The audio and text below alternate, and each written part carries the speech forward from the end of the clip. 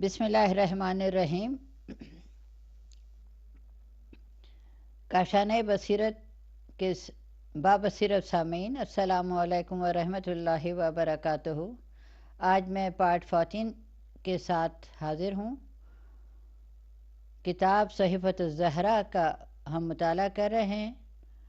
اور پارٹ 13 تک ہم نے مکمل کیا، جس میں بی بی کے جو خطبہ آپ نے دیا ہے دربار میں، خطبہ نمبر 1، اس کا ابھی ہمارا مطالعہ جاری ہے، اور پیج نمبر اب اس پہ ہے 267 پر، اور یہاں پر لکھا ہے کہ اس کے جواب میں ابو بکر عبداللہ بن عثمان نے یوں تقریر شروع کی۔ پیراگراف ہے کہ دختر رسول خدا، آپ کے بابا مومنین پر بہت مہربان اور رحم کرنے والے اور صاحب عطوفت تھے۔ وہ کافروں کے لیے ایک دردناک عذاب اور سخت ترین قہر الہی تھے۔ آپ اگر ان کی نسبتوں پر غور کریں تو وہ تمام عورتوں میں صرف آپ کے باپ تھے اور تمام چاہنے والوں میں صرف آپ کے شوہر کے چاہنے والے تھے، اور انہوں نے بھی ہر سخت مرحلے پر نبی کا ساتھ دیا ہے۔ آپ کا دوست نیک بخت اور سعید انسان کے علاوہ کوئی نہیں ہو سکتا ہے، اور آپ کا دشمن بدبخت اور شقی کے علاوہ کوئی نہیں ہو سکتا ہے۔ اگلا پیراگراف ہے، آپ رسول اکرم صلی اللہ علیہ وآلہ وسلم کی پاکیزہ عطرت اور ان کے پسندیدہ افراد ہیں۔ آپ ہی حضرات راہ خیر میں ہمارے رہنما اور جنت کی طرف ہمارے لے جانے والے ہیں، اور خود آپ، اے تمام خواتین عالم میں منتخب اور خیر الانبیاء کی دختر، یقیناً اپنے کلام میں صادق اور کمال عقل میں سب پر مقدم ہیں۔ آپ کو نہ آپ کے حق سے روکا جا سکتا ہے اور نہ آپ کی صداقت کا انکار کیا جا سکتا ہے۔ اگلا پیراگراف، مگر خدا کی قسم، میں نے رسول اکرم صلی اللہ علیہ وآلہ وسلم کے رائے سے عدول نہیں کیا ہے اور نہ کوئی کام ان کی اجازت کے بغیر کیا ہے، اور میرے کارواں قافلہ سے خیانت بھی نہیں کر سکتا ہے۔ میں اللہ کو گواہ بنا کر کہتا ہوں، اور وہی گواہی کے لیے کافی ہے، کہ میں نے خود رسول اکرم صلی اللہ علیہ وآلہ وسلم سے سنا ہے کہ ہم گروہ انبیاء سونے چاندی اور خانہ و جائیداد کا وارث نہیں بناتے ہیں۔ ہماری وراثت کتاب، حکمت، علم اور نبوت ہے، اور جو کچھ مال دنیا ہم سے بچ جاتا ہے وہ ہمارے بعد ولی امر کے اختیار میں ہوتا ہے، وہ جو چاہے فیصلہ کر سکتا ہے۔ صفحہ نمبر ہے 269۔ اور میں نے آپ کے تمام مطلوبہ اموال کو سامان جنگ کے لیے مخصوص کر دیے ہے، جس کے ذریعے مسلمان کفار سے جہاد کریں گے اور سرکش فاجروں سے مقابلہ کریں گے، اور یہ کام مسلمانوں کے اتفاق رائے سے کیا ہے۔ یہ تنہا میری رائے نہیں ہے اور نہ میں نے ذاتی طور پر کیا ہے،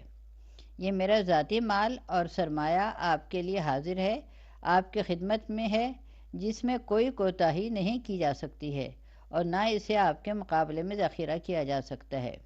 اگلا پیراگراف،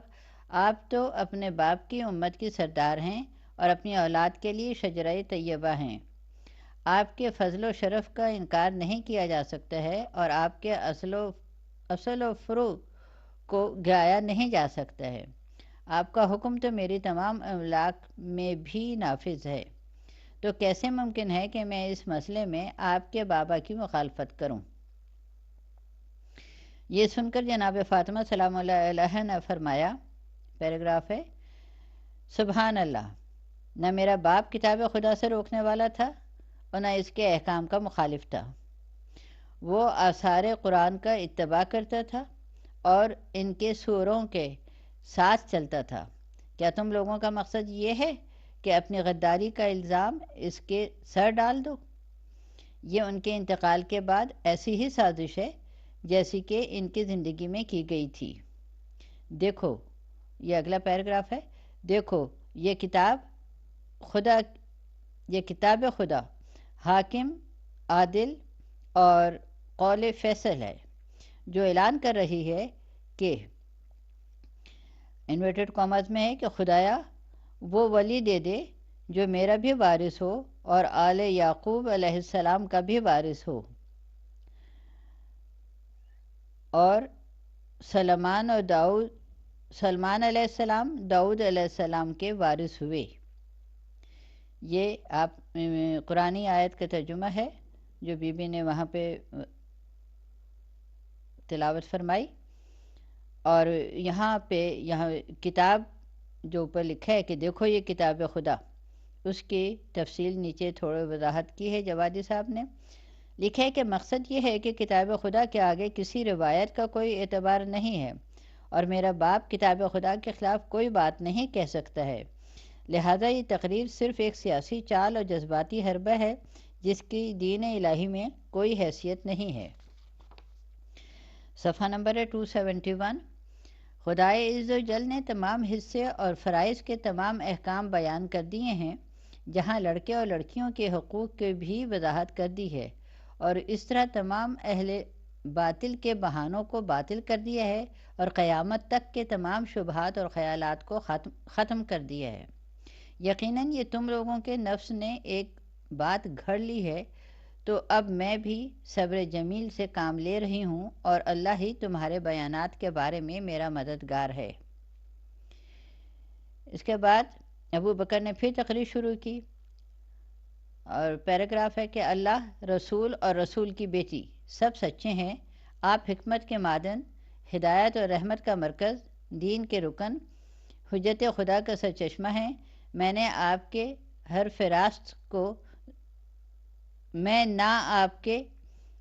حرف راست کو دور پھینک سکتا ہوں، نہ آپ کے بیان کا انکار کر سکتا ہوں، مگر یہ ہمارے اور آپ کے سامنے مسلمان ہیں جنہوں نے مجھے خلافت کی ذمہ داری دی ہے، اور میں نے ان کے اتفاق رائے سے یہ عہدہ سنبھالا ہے۔ اس میں نہ میری بڑائی شامل ہے، نہ خودرائی، اور نہ شوق حکومت۔ یہ سب میری اس بات کے گواہ ہیں۔ جسے سن کر جناب فاطمہ سلام اللہ علیہ نے عورتوں کی طرف رخ کر کے فرمایا، اے گروہ مسلمین جو حرف باطل کی طرف تیزی سے سبقت کرنے والے اور فعل قبیح پر چشم پوشی کرنے والے ہو۔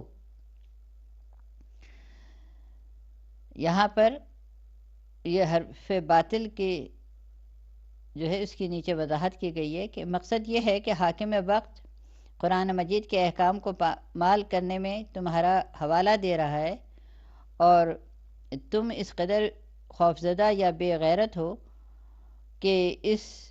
اتہام کا جواب بھی نہیں دیتے ہو، اور اپنے لیے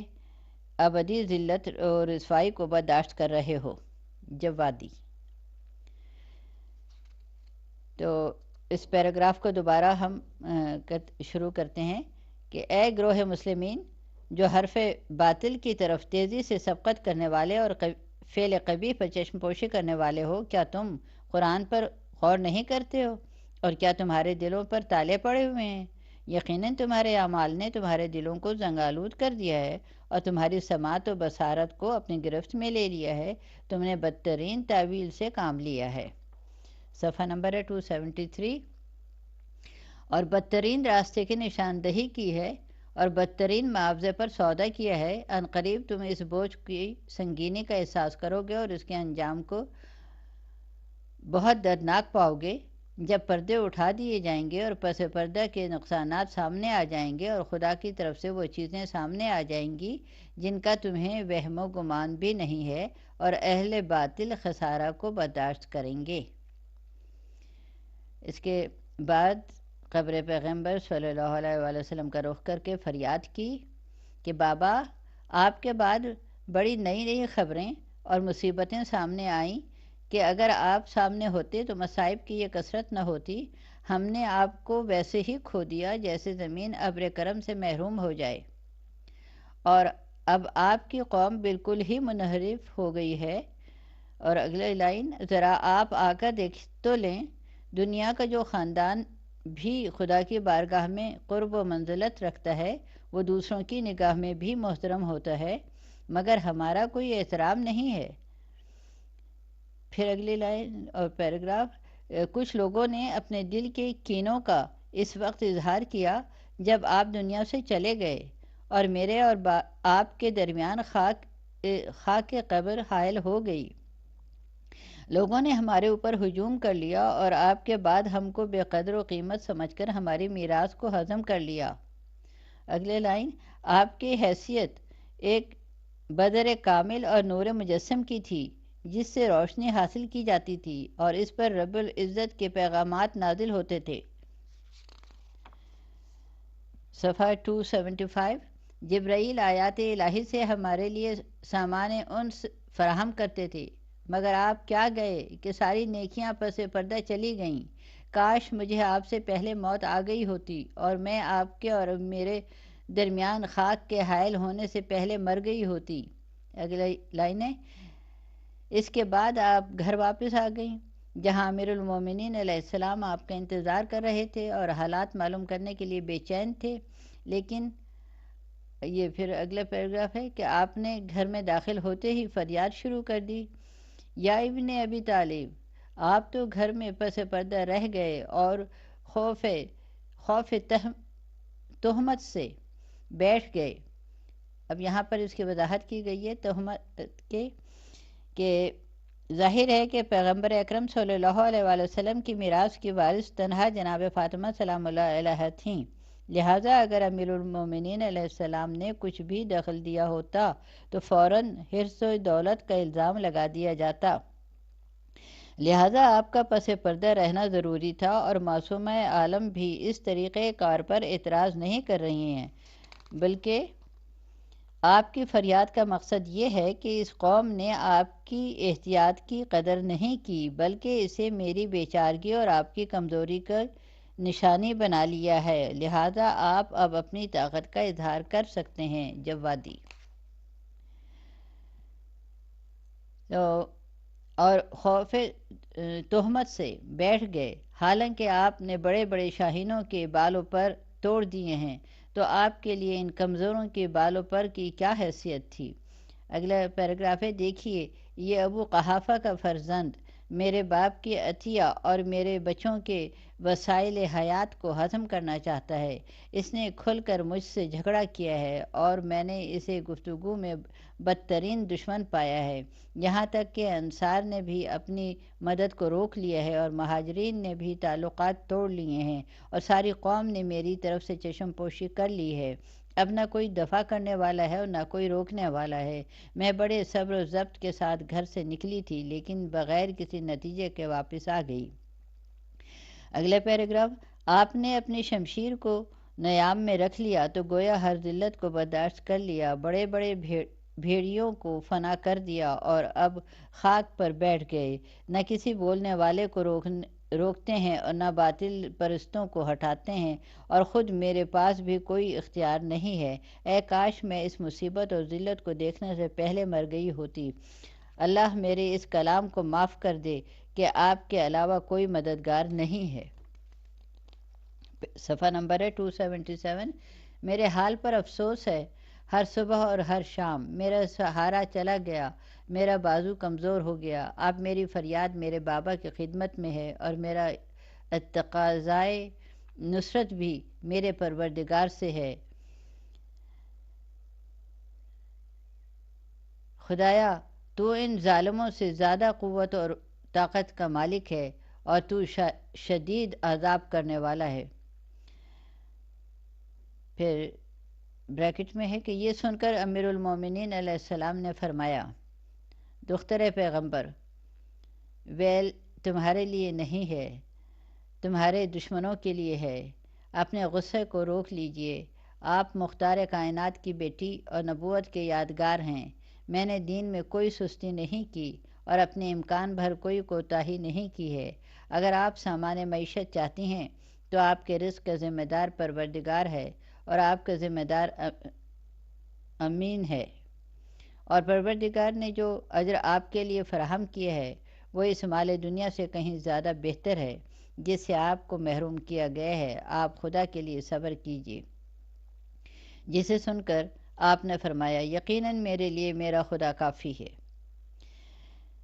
یہاں پہ یہ مکمل ہو گیا، اور پھر اس کے بعد آپ کا خطبہ نمبر 2 ہے بیماری میں مہاجرین و انصار کی عورتوں کے درمیان خطبہ۔ سوید بن غفلہ کا بیان ہے کہ جناب فاطمہ سلام اللہ علیہ کے مرض الموت میں انصار و مہاجرین کی عورتوں کی ایک جماعت آپ کی عیادت کے لیے حاضر ہوئی اور آپ سے دریافت کر لیا کہ بنت رسول صلی اللہ علیہ وآلہ وسلم آپ کا مزاج کیسا ہے، تو آپ نے حمد پروردگار کے بعد صلوات پڑھی اور پھر صورتحال کو یوں وضاحت شروع کی۔ صفحہ نمبر 279 ہے، لکھا ہے خدا کی قسم میں نے اس حال میں صبح کی ہے کہ میں تمہاری دنیا سے بیزار اور تمہارے مردوں سے ناراض ہوں۔ میں نے لوگوں کو برداشت کرنے کے بعد دور کر دیا ہے اور انہیں پرکھنے کے بعد ان سے ناراض ہو گئی ہوں۔ حیف ہے کہ شمشیر اس طرح کند ہو جائے اور سنجیدگی کے بعد یہ تماشے شروع ہو جائیں، سر پتھر سے ٹکرائے جائیں، نیزے شگافتہ ہو جائیں، فکریں بہک جائیں اور خیالات میں لغزش پیدا ہو جائے۔ ان لوگوں نے بہت برا انتظام آخرت کے لیے کیا ہے کہ خدا کو ناراض کیا ہے اور یہ ہمیشہ عذاب میں رہنے والے ہیں۔ یقیناً یہ ذمہ داری ان کے گردن پر ہے اور یہ بوجھ ان کے کاندھے پر ہے، اس کا آر انہیں کے سر ہے۔ اب تو اونٹ کی ناک کٹ چکی ہے اور وہ زخمی ہو چکا ہے اور اب ظالمین کے لیے صرف ہلاکت ہے۔ اگلا پیراگراف حیف، کس طرح ان لوگوں نے خلافت کو مرکز رسالت، قواعد نبوت اور رہنمائی اور محل نزول روح الامین اور منزل واقفین امور دنیا اور آخرت سے دور کر دیا ہے۔ اگلا پیراگراف آمادہ ہو جاؤ کہ یہی کھلا ہوا خسارہ ہے۔ آخر ان لوگوں کو ابو الحسن کی کون سی بات غلط محسوس ہوئی؟ یقیناً یہ لوگ ان کی تلوار کے کاٹ اور موت کے مقابلے میں ان کی بے خوفی اور میدانوں میں ان کی شدید حملوں اور ان کی سخت سزاؤں اور راہ خدا میں ان کے غیظ و غضب سے ناراض ہیں۔ خدا کی قسم اگر یہ لوگ روشن راستے سے ہٹ جاتے اور واضح دلیل کو قبول کرنے سے کنارہ کش ہو جاتے تو وہ یقیناً انہیں واپس لے آتے اور بات منوا لیتے اور نرمی کے ساتھ راستے پر چلاتے کہ نہ اونٹ زخمی ہوتے، نہ مسافر کو زحمت ہوتی، نہ سوار خستہ حال ہوتا، بلکہ انہیں صاف و شفاف چشمے پر وارد کر دیتے جس کے کنارے چھلک رہے ہوں اور اطراف میں کوئی کثافت نہ ہو۔ وہاں یہ سب کو سیراب کر کے باہر لاتے اور خفیہ اور اعلانیہ نصیحت کرتے۔ صفحہ نمبر 281، وہ خلافت حاصل کر لیتے تو نہ دنیا کا کوئی فائدہ حاصل کرتے، نہ کسی عطیہ کو اپنے لیے مخصوص کرتے، علاوہ اس کے کہ صرف پیاس بجھانے اور شکم سیر کرنے بھر کا سامان لے لیتے۔ ان کا زہد دنیا پرستوں سے نمایاں ہوتا اور لوگ سچے اور جھوٹے کو محسوس کر لیتے۔ اگلا پیراگراف ہے انورٹڈ کاماز میں کہ اگر اہل قریہ ایمان اور تقوی اختیار کرتے تو ہم ان کے لیے آسمان و زمین کی برکتوں کے راستے کھول دیتے، لیکن انہوں نے تکذیب کی تو ہم نے ان کے اعمال کی گرفت کر لی، اور جو ان میں سے ظالم ہیں عنقریب ان تک ان کے اعمال کی برائیاں پہنچ جائیں گی اور وہ خدا کو عاجز نہیں کر سکتے۔ یہ انورٹڈ کاماز میں ہے اور یقیناً یہ قرآن سے اس کا حوالہ دیا گیا ہے۔ اگلا پیراگراف ہے آگاہ ہو جاؤ، آؤ اور سنو، جب تک زندہ رہو گے دنیا کی عجائبات دیکھتے رہو گے، اور سب سے زیادہ عجیب تو ان کے اقوال ہیں۔ کاش مجھے معلوم ہوتا کہ ان لوگوں نے کس مقدر کا سہارا لیا ہے اور کس ستون پر بھروسہ کیا ہے، یہ کس دستہ سے وابستہ ہیں اور کس ذریت پر ظلم کر کے تسلط پیدا کیا ہے۔ یقیناً یہ بدترین رہبر اور بدترین قوم ہے اور ظالمین کو اسی طرح بدترین بدل نصیب ہوتا ہے۔ اگلا پیراگراف، خدا کی قسم ان لوگوں نے سر بر آوردہ افراد کے بدلے پست اقوام کو لیا ہے اور پشت کے بجائے دم پر ہاتھ رکھا ہے۔ ذلت اس قوم کا حصہ ہے جس کے خیال یہ ہے کہ وہ بہترین اعمال انجام دے رہی ہے۔ اگلا پیراگراف، آگاہ ہو جاؤ کہ یہ لوگ مفسد ہیں، یہ اور بات ہے کہ انہیں اپنے فساد کا شعور تک نہیں ہے۔ وائے برحال قوم، کیا حق کی ہدایت کرنے والا پیروی کا زیادہ حقدار ہوتا ہے یا وہ جو خود دوسرے کی ہدایت کا محتاج ہے؟ آخر تمہیں کیا ہو گیا ہے اور تم کیسا فیصلہ کر رہے ہو؟ پیج نمبر 283، میری جان کی قسم، فساد کا بیج بو دیا گیا ہے، اب نتیجے کے وقت کا انتظار کرو اور اس کے بعد پیالہ بھر بھر کے گاڑھا خون اور مہلک زہر حاصل کرو گے۔ اس وقت اہل باطل کو خسارہ کا احساس ہوگا اور بعد والوں کو معلوم ہوگا کہ پہلے والوں نے کیا بنیادیں قائم کی ہیں۔ جاؤ اپنی دنیا میں عیش کرو اور اپنے دل کو فتنوں سے مطمئن کرو اور بشارت حاصل کرو کہ عنقریب کانٹے والی تلوار اور بدترین ظالم کے حملے، ہماگیر ہرج و مرج اور ستمگروں کا ستم سامنے آنے والا ہے جو تمہارے حصے کو مختصر کر دے گا اور تمہاری جماعت کو کاٹ کر پھینک دے گا، اور اس وقت تمہارے واسطے حسرت کا موقع ہوگا کہ تمہارا انجام کیا ہوگا اور تمہیں اس کی خبر بھی نہیں ہے۔ کیا ہم تمہیں زبردستی اس بات پر آمادہ کر سکتے ہیں جسے تم پسند نہیں کرتے ہو؟ اگلا پیراگراف، سوید بن غفلہ کا بیان ہے کہ عورتوں نے اس پیغام کو مردوں تک پہنچایا تو مہاجرین اور انصار کی ایک جماعت معذرت کے لیے حاضر ہو گئی اور کہنے لگی کہ سیدۃ النساء العالمین، اگر ابو الحسن نے بیعت تمام ہونے اور عہد کے پختہ ہونے سے پہلے ان باتوں کا ذکر کر دیا ہوتا تو ہم انہیں چھوڑ کر کسی طرف نہ جاتے، مگر آگے پھر اس کی ڈیش ڈیش ڈاٹس کے ساتھ ڈیش ہے اور اس کو وضاحت ہے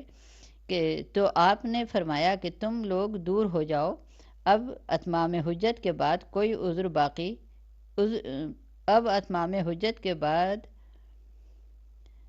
عذر قابل قبول نہیں ہے اور تقصیر کے بعد کوئی مسئلہ باقی نہیں رہ گیا ہے۔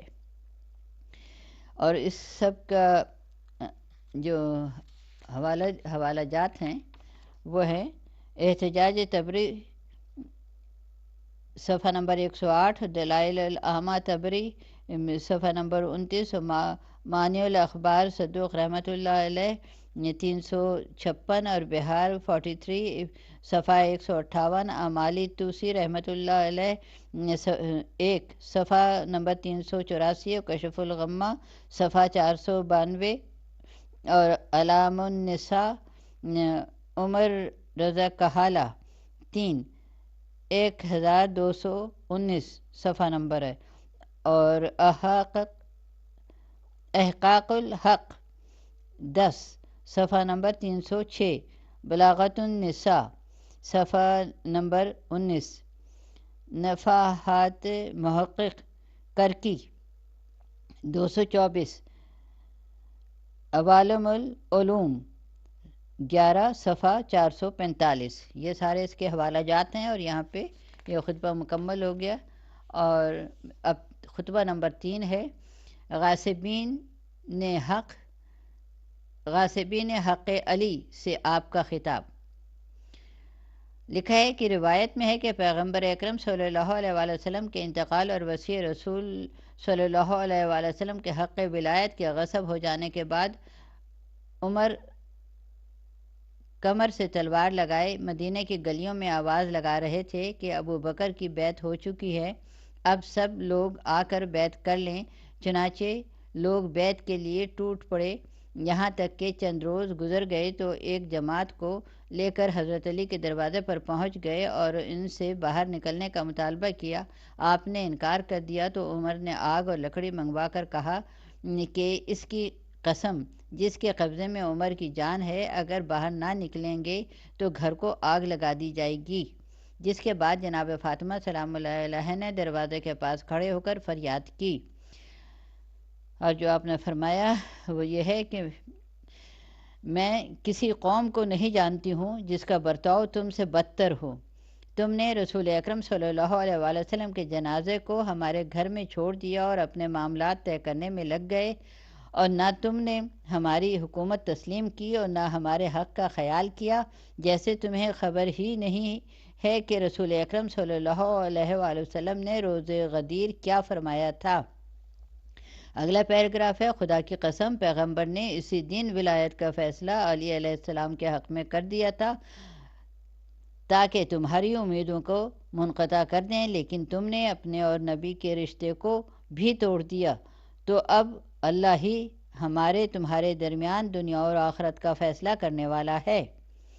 اور یہاں پہ یہ بس اتنا ہی آپ نے فرمایا، یہ یہاں پہ مکمل ہو گیا ہے، اور اس کے حوالہ جات ہیں کہ امالی مفید رحمۃ اللہ علیہ صفحہ نمبر 50، احتجاج تبری صفحہ نمبر 51، اور بہار 28 صفحہ 205، عوالم العلوم 11 صفحہ 595، اور الامامت سیاست 1 صفحہ نمبر 12، اعلام النساء 4 صفحہ 114،